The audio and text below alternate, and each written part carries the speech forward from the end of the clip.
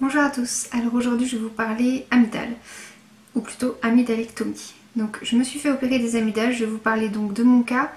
Comme je vous dis souvent, je ne suis pas docteur, je vais juste vous expliquer ce qui s'est passé pour moi. C'est pas pareil pour les enfants, donc faites pas le rapprochement, surtout, c'est très important. Alors comment ça a commencé pour moi? Donc j'ai fait des angines à répétition pendant 4 mois. J'avais quasiment non-stop des angines, on avait beau me traiter avec des antibiotiques, me faire des analyses de sang. J'ai vu 2 médecins généralistes différents, j'ai vu un ORL et personne ne savait en fait pourquoi j'avais ces angines. Donc au bout de 4 mois, on en est venu à la conclusion qu'il fallait me faire opérer des amygdales. Donc je me suis fait opérer il y a déjà un moment, je me suis fait opérer le 29 mars. Alors, je vais vous expliquer donc comment ça s'est passé pour moi à l'opération. Donc j'avais rendez-vous très tôt à la clinique, c'était une clinique sur Bordeaux. J'avais rendez-vous à 7 h, donc entre 7 h et 9 h déjà j'ai dû attendre dans le hall sans qu'on me dise rien. Ensuite, on m'a donné une tenue plus un petit truc pour me gargariser. À peu près 9 h, je suis partie au bloc. Une fois arrivée au bloc, j'ai attendu environ une demi-heure. Alors d'abord on m'a fait la perfusion, après on m'a fait l'anesthésie. Et je suis remontée, il était environ 11 h 30. Quand j'étais dans la chambre en haut, donc en attendant de descendre au bloc, en fait, j'étais très stressée. J'ai été stressée pendant à peu près les 2 semaines précédant l'opération. Pas tant par la douleur, mais plutôt par la peur de ne pas revenir de l'opération. Je sais, c'est très bête. Mais voilà, moi c'était ce qui me stressait. J'avais peur de l'anesthésie générale en fait. Donc du coup, bon, les soignants par contre là m'ont hyper bien rassurée, ils ont été adorables. Autant les brancardiers que les infirmières, que les anesthésistes.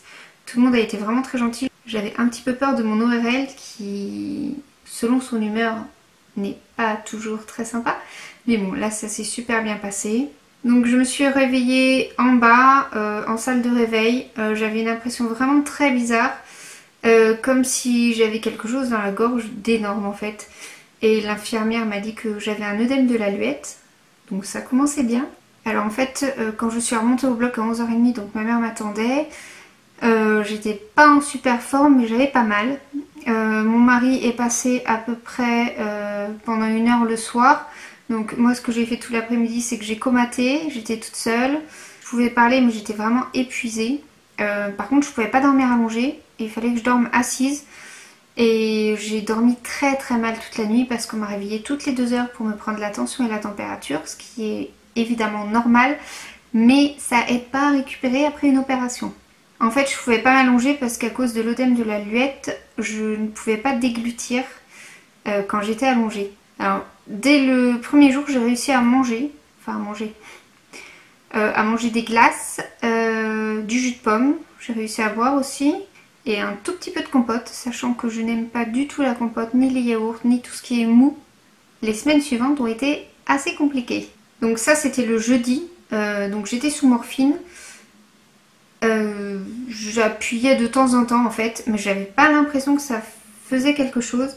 J'avais plus l'impression en fait que ça me shootait complètement et que ça me rendait pas bien.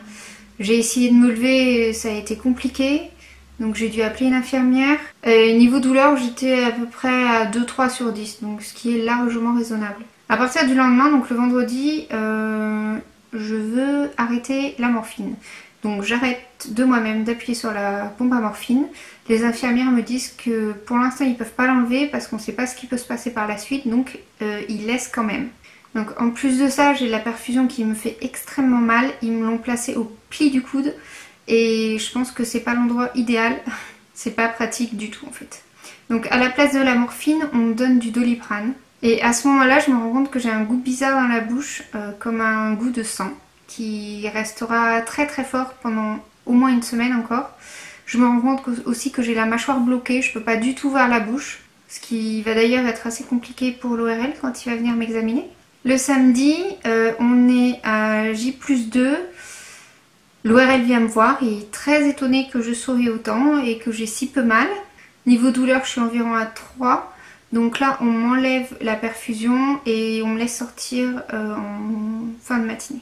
Par contre, il y a toujours l'œdème de la luette qui me gêne énormément et je salive beaucoup. Donc malgré ça, je vais quand même avec mon mari et mes enfants ramasser les œufs de Pâques chez mes parents un petit peu en avance. Et par contre l'après-midi je fais une sieste, je suis épuisée. Mon mari lui va bien gérer les enfants pendant les 3-4 jours qui vont suivre. Avant c'était mes parents et mes beaux-parents qui se les étaient partagés. À J+4, il n'y a rien qui change, c'est toujours pareil. Par contre la douleur s'intensifie, elle augmente à 4. Ça commence à faire un peu mal. Les anti-inflammatoires c'est une torture à prendre. Donc j'essaye de les écraser dans la glace, mais en fait ça fait des petits grains. Et ça me brûle énormément et je manque de m'étouffer plusieurs fois. Donc c'est là que je commence à avoir des nausées. Et je parle d'une façon très très bizarre, un peu comme les gens qui sont sourds. Alors le lundi, là, à J+4, ça change énormément. La douleur, elle augmente d'un coup à 9, du coup j'arrête de parler. Je parle que pour une chose, c'est pour appeler la clinique et pour demander si cette douleur est normale. Et du coup, je reste couchée toute la journée. C'est extrêmement difficile. Jamais j'aurais cru avoir aussi mal que ça. Alors, ceux qui vont faire opérer leurs enfants, ne vous inquiétez pas, ça n'est pas du tout la même chose pour les enfants. Attention.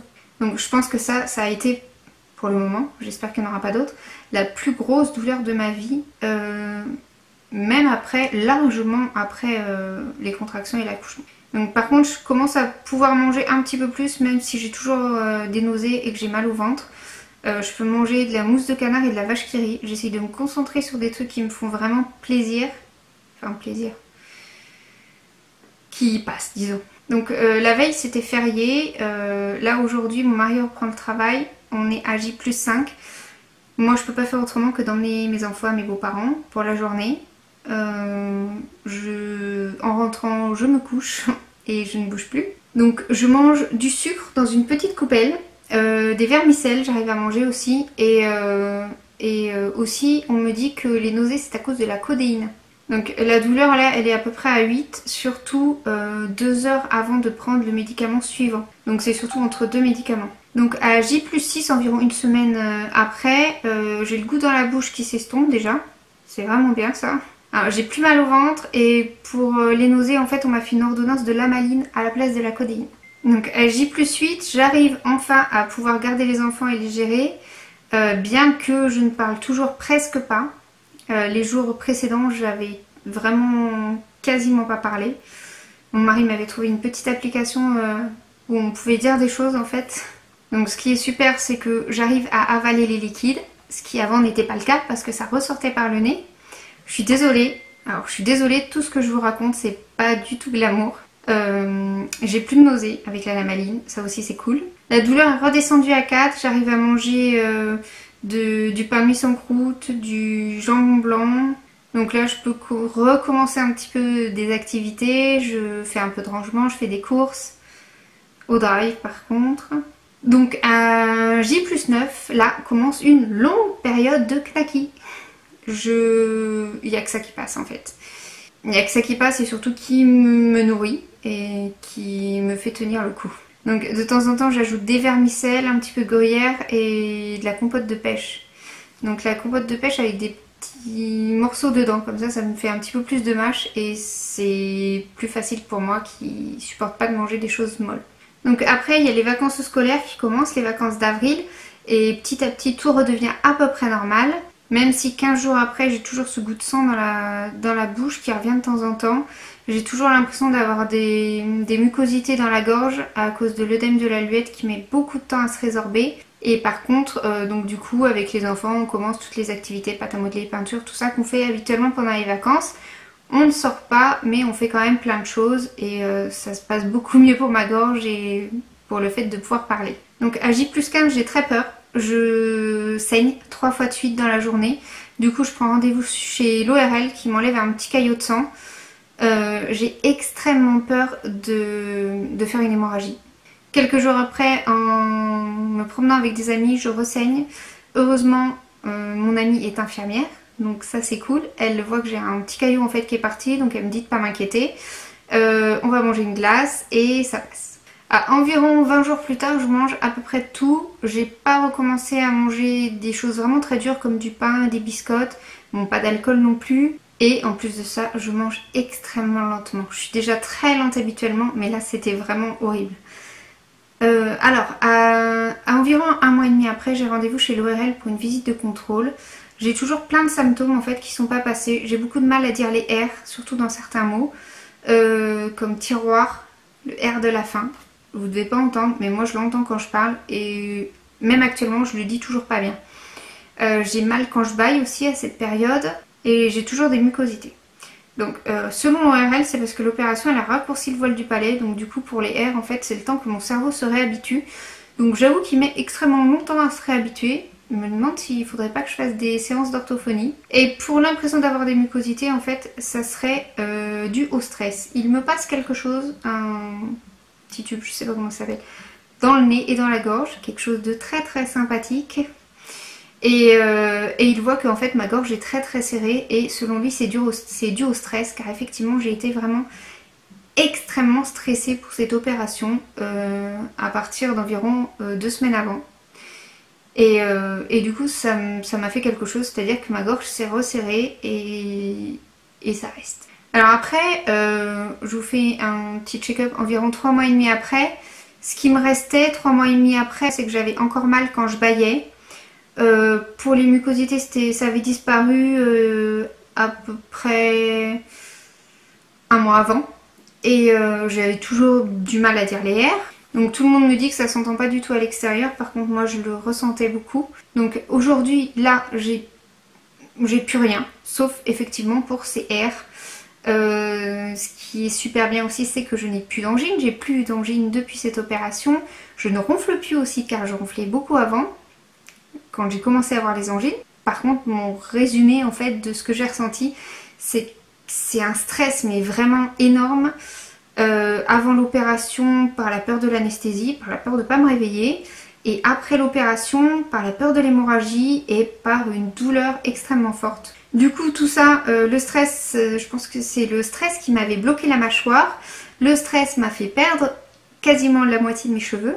Et le stress m'a fait avoir des problèmes de déglutition et une impression d'avoir des mucosités dans la gorge. Donc tout ça, si j'avais pas été stressée, ça se serait beaucoup mieux passé. Après l'opération, c'est très bien passé. Aujourd'hui, à part cette histoire de R que j'entends, enfin que je sens pas bien, il n'y a plus rien, donc il n'y a que des choses positives. À part le fait que j'ai plus que la moitié de mes cheveux, mais bon, ça va repousser. Et j'ai trouvé ça aussi très très long, mais vraiment très long pour pouvoir me sortir de la douleur en fait. Et les médicaments, je les ai pas trouvés très efficaces. Ils ont mis du temps à pouvoir me les changer. Ils m'avaient donné des médicaments effervescents, alors que dans ce cas-là, on donne pas des médicaments effervescents parce que ça pique. Et il m'avait donné des médicaments aussi à avaler, sauf que je pouvais pas les avaler, je pouvais même pas avaler une compote, donc je pouvais pas avaler un médicament. Donc voilà, à part quelques petits couacs, tout s'est très bien passé. Pour vos enfants, ne vous inquiétez vraiment surtout pas. Apparemment les enfants n'ont quasiment pas mal. Je pense qu'il y en a qui ont mal, mais c'est vraiment minime, ils se remettent extrêmement vite.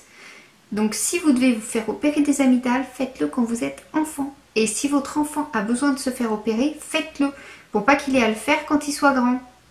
Parce que ça sera pas la même chose. Donc tous les gens qui se sont fait opérer autour de moi adultes m'ont dit qu'effectivement ils avaient extrêmement souffert adultes. Les enfants autour de moi ne s'en souviennent pas du tout. Voilà, donc je vous ai raconté ce qui s'est passé pour moi pour mon opération des amygdales. Ça sera peut-être pas du tout pareil pour vous, ça n'a peut-être pas été pareil pour vous. Si vous êtes déjà fait opérer, en commentaire, dites-moi comment ça s'est passé pour vous. Dites-moi si vous avez eu aussi mal que moi, ou alors si ça s'est super bien passé.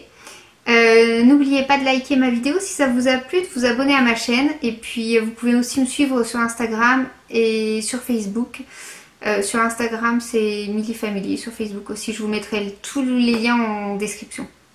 Sur ce, je vous dis à très bientôt. Ciao!